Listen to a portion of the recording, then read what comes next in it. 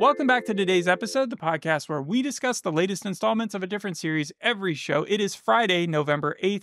Dancing and Fighting is the first episode of Citadel's spinoff, Citadel Honey Bunny. Unlike Citadel Diana, which came out last month, took place in Italy in the future. This takes place in India in the past. Right. So Citadel Diana was 2030. Citadel, Citadel, I think, was also 2030. And then this takes place in 1992. I don't remember when the original Citadel took place, but it would make sense. Well, I know that both start off with an 8-year time jump. I think they take place in like 2022. Right. And then the rest of the series take place in 2030. What's the same throughout? There's a couple different things that they keep. It's always a romance. It's always 8 years.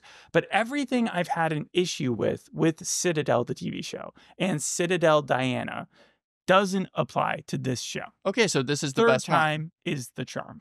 Yes. It's starting to seem like Fast and Furious, or maybe even Mission Impossible, where it's like it strangely seems to be creeping up, because you're not the only person to say that Citadel Honey Bunny is the best of all three so far. When you say Fast and Furious, though, you're leading people to believe the wrong thing, because it's not amping up. It's not like suddenly they're in space now. They actually, by going into the past, took a break from the insane technology that we've been seeing in the first two shows that really pissed me off, because it was like contacts that could do superhuman things that we would never be able to accomplish in 5 years. And that was a very conscious decision. Raj and DK, they are a duo who wrote and directed this series. They said that they wanted to take place in the past and not have holograms, gadgets of crazy communication, high-tech stuff like a lot of futuristic films in Citadel has had in the past. Like, I understand why spy shows need spy technology. You need to have some, but they're used as devices in the shows that should not exist. Like, there's nanotechnology in Citadel Diana, which allows weapons to be constructed out of nothing and into guns or bazookas at a whim. Like, literally someone could just throw down this,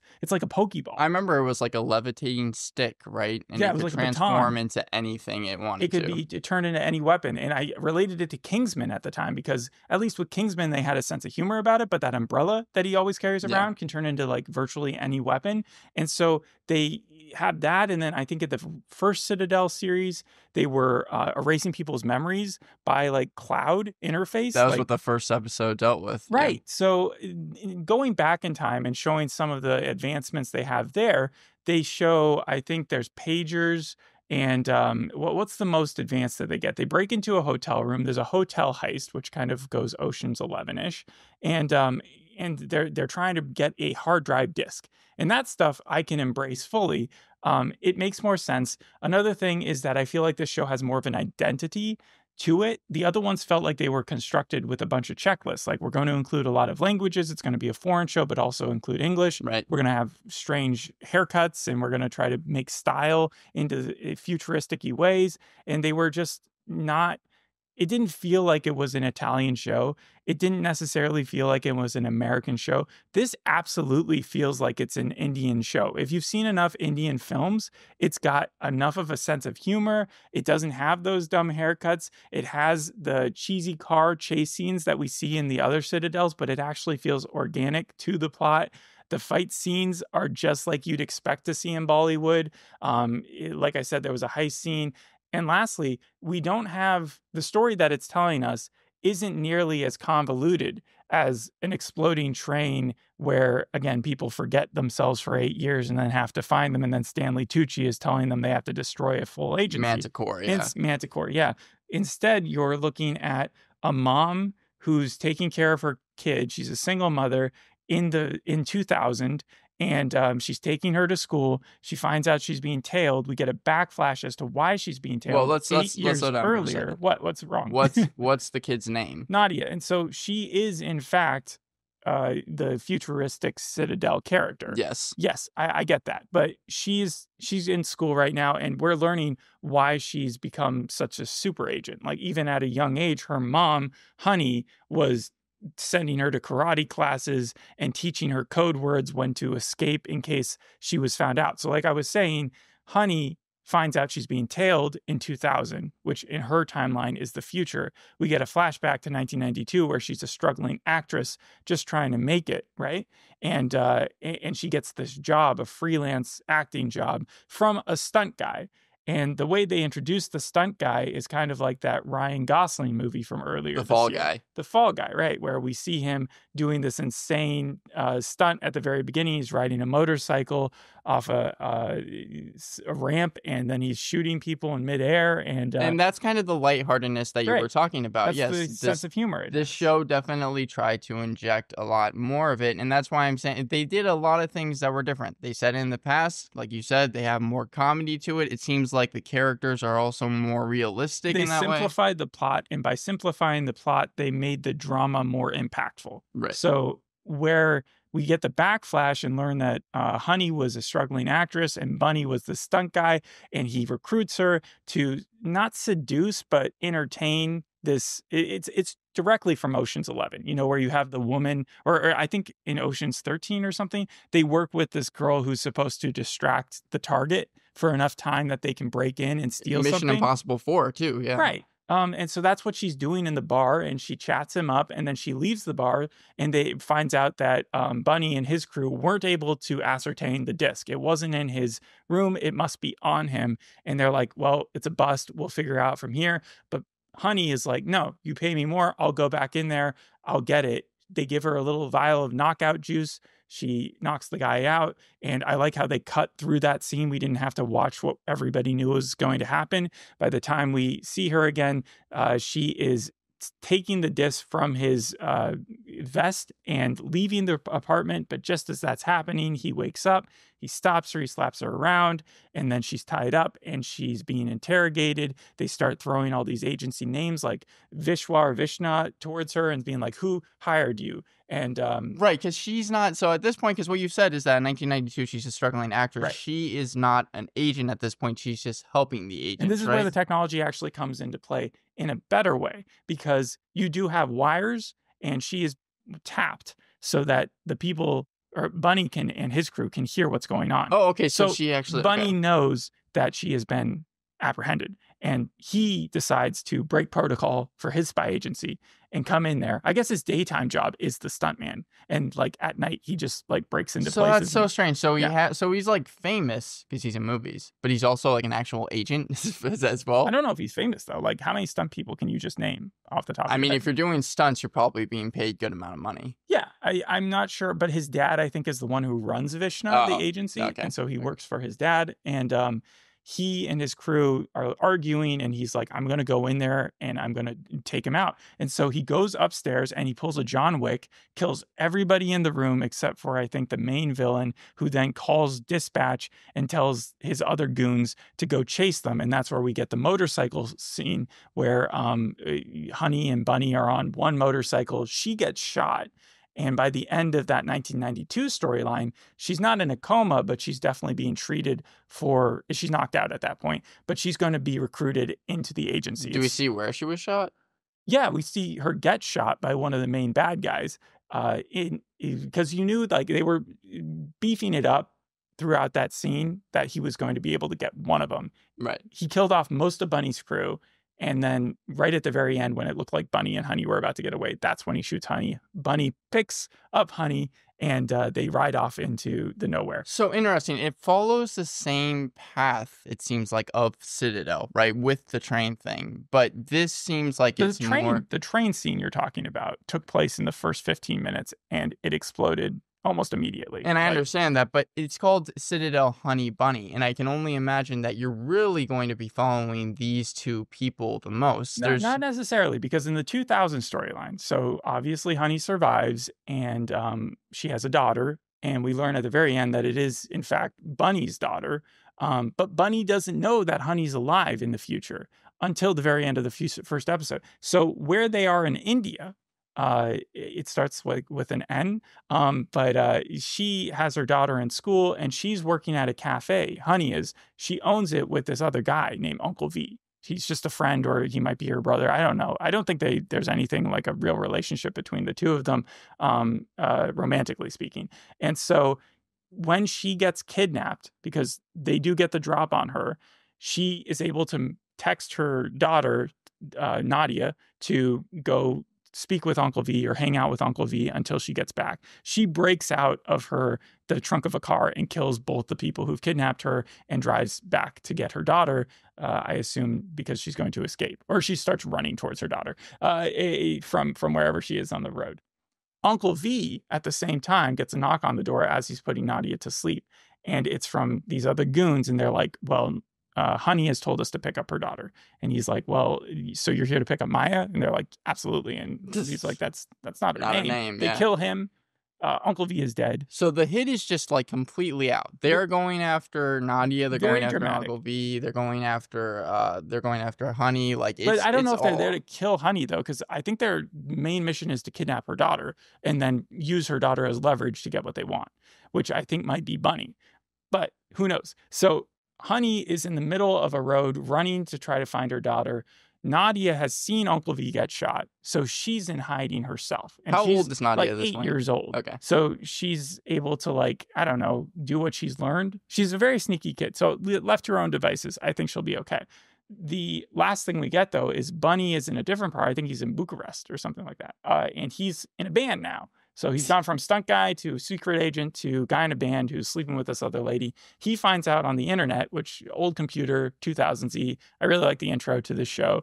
It shows the same computer. He finds out from like an IM messenger that not only is Honey alive, that he has a daughter and that they're both in trouble. Mhm. And so I assume the next few episodes, he's going to have to go find them, save them, or Honey is going to have to save everybody. That's the cool thing about the show being called Honey Bunny, is that you have absolutely no idea that it was just the name of the two main characters until you start watching it. Oh, wait, so that's the end of the episode. You're left with kind of a cliffhanger. Right. So you've seen the backflash. You know how Honey went from struggling actress who couldn't pay rent to probably joining this Vishna crew. You do see a scene with Project Telwar, which is the version of Manticore, I assume. If Vishna is Citadel, then Project Telwar is Manticore. They're trying to kill anybody in Vishna. They don't even know who Vishna is, and Vishna, I believe, is the dad to Bunny. When it comes to Easter eggs for the show, since the series just came out on the 6th, I don't have like a list of them, but even Priyanka Chopra herself said that there are special hints connecting the series.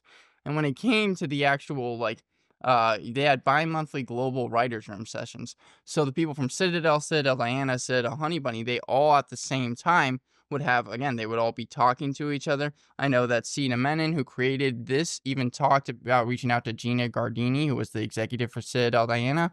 She said that they helped each other with connecting touch points to the series. So it seems like at this point, they're really starting the world build because, as we've talked about, we have 2 other spin-off series coming in. And as you say that, I do remember now that there were events in President Diana, in Citadel Diana, that were showing the results of the first season of Citadel. So it was taking place after. They didn't both take place at the same time. I know that Citadel is coming out with season 2, but that leads to the next question. Do you need to see Citadel Honey Bunny to understand, or to see the other 2 series to understand Honey Bunny? Well, it's less about understanding, like, no, obviously not. But I think that goes without saying, because every show that they're going to release, they're going to be like, you can just choose to watch this or it's part of a bigger show.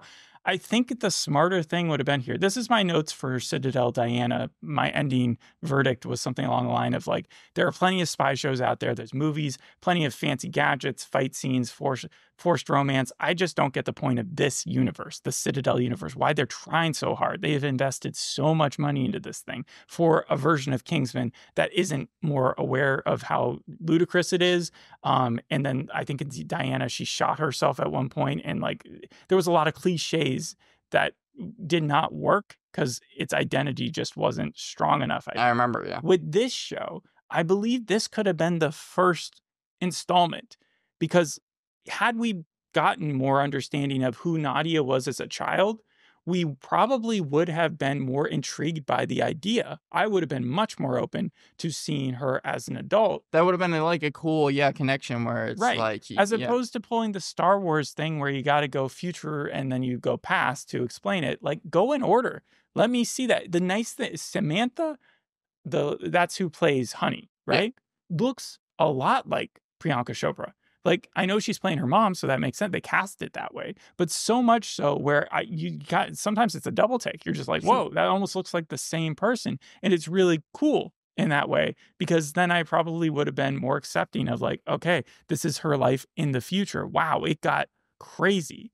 Who played Bunny? Varun Dalwin. He was in a string of box office flops prior to the pandemic, but they approached him for the role. He asked what the budget for the series was, and that convinced him to join the show. I just thought I recognized his name, but maybe not. Samantha's, though, is like, it's funny, she only goes by Samantha.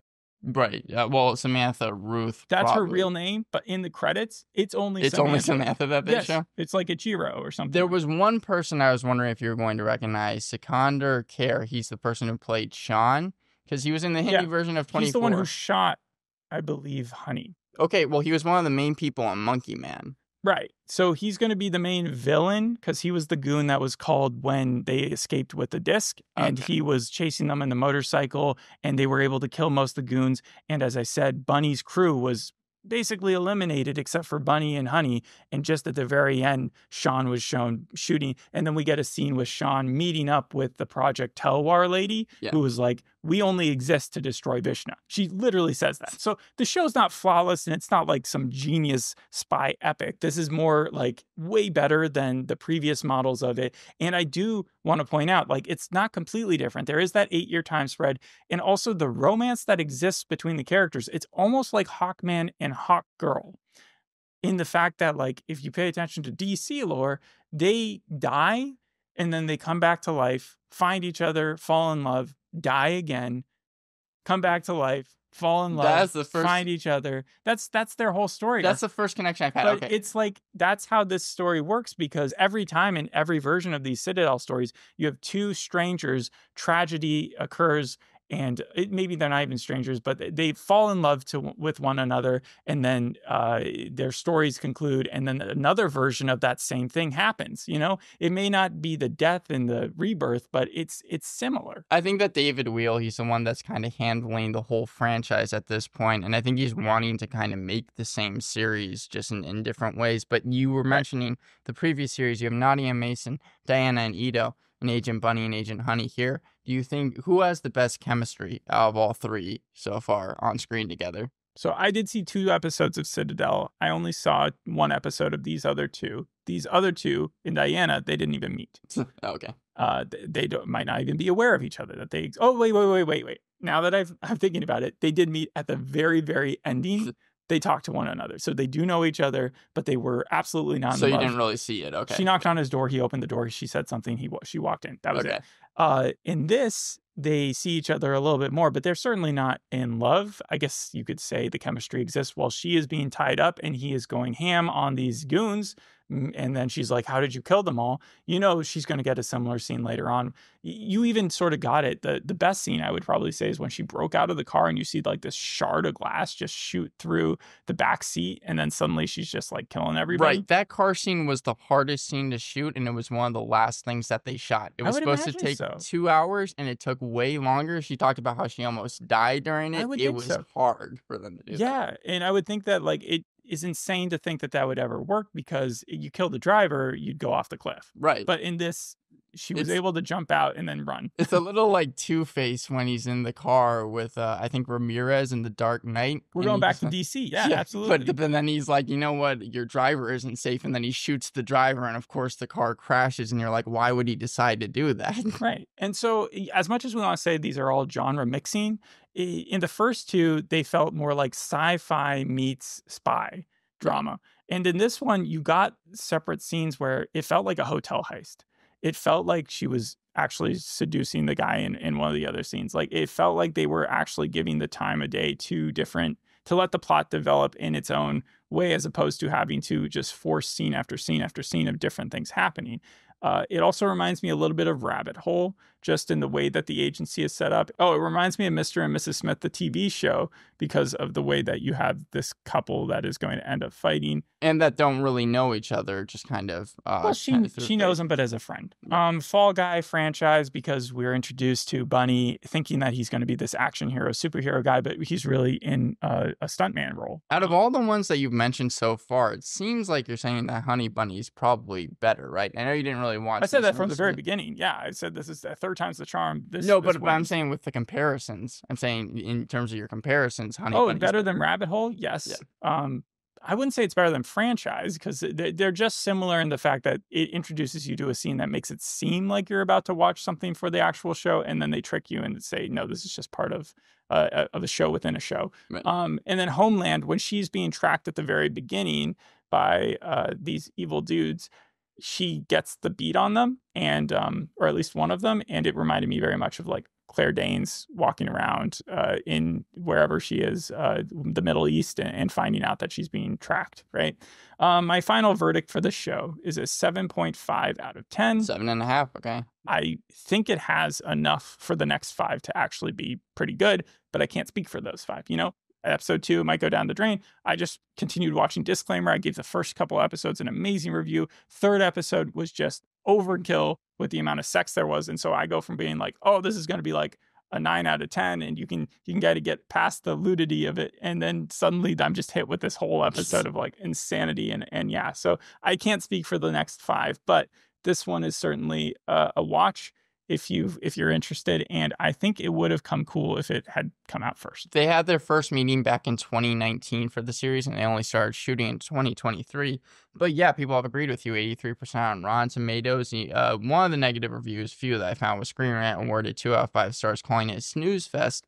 Hey, that's what I called the second one, Diana. But positive reviews have been like Collider, which gave it an 8 out of 10 and said Citadel, Honey Bunny skillfully threads Anita when it comes to justifying its existence as both a prequel and a spinoff. Mm-hmm. So. It also makes the past seem so much cooler than the present or the near future, you know? Like, as I said, as you said, in the dystopian sort of world that the Italian version, like they live in an autocracy. I remember when she's like walking through and I compared it to Equilibrium, I think, because of how it seemed like regimented everything was, and it wasn't just the agency. Like even when she was walking through town, you could see how high tech everything was. I mean, it wasn't like Counterpart in that way, but the kid, I liked even the intro. Oh, the language implementation with Indian films and stuff. I may have already said this point, but like you see it common where Slumdog Millionaire and all these other things, they'll weave in and out of English like nothing, like it's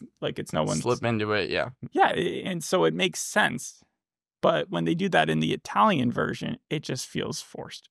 So that's why this series is better. I also like the point that the kid made about school not starting as early, or it shouldn't start as early, and when she grows up she wants to be a principal so that she can make school start later. I'm in her camp on that. Thanks for listening. We'll see you on the next episode. Hope you enjoyed this one. Bye. Bye.